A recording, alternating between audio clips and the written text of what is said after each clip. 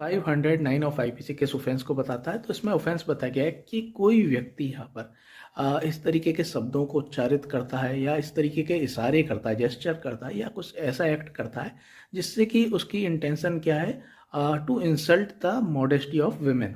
महिला की लज्जा भंग करना उसकी इंटेंशन है। इसके लिए वो मतलब उदाहरण से आप समझिए कि वो गंदे गंदे गाने गाता है, महिला को देके गंदी फप्तियां कसता है और इस तरीके के कोई इशारे करता है गंदे, तो ये इस धारा के अंतर्गत आता है। तो दोस्तों इसमें इस सेक्शन के अंतर्गत एक एफआईआर लिखाई गई थी। और भी सेक्शंस थे लेकिन ये सेक्शन भी उसमें था।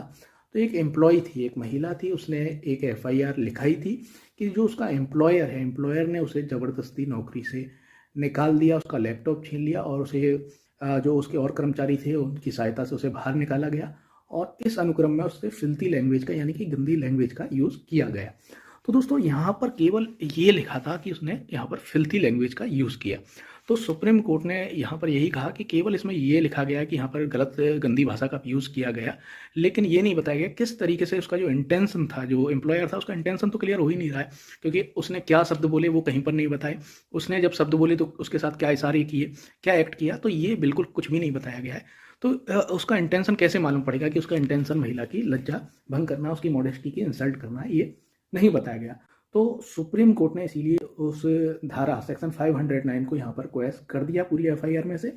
तो सुप्रीम कोर्ट का स्पष्ट तौर पे कहना था कि केवल इस तरीके का यहाँ पर एलिगेशन लगाना कि फिल्थी लैंग्वेज का यूज करना था, सेक्शन 509 आईपीसी के अंतर्गत अपराध घटित नहीं करता है।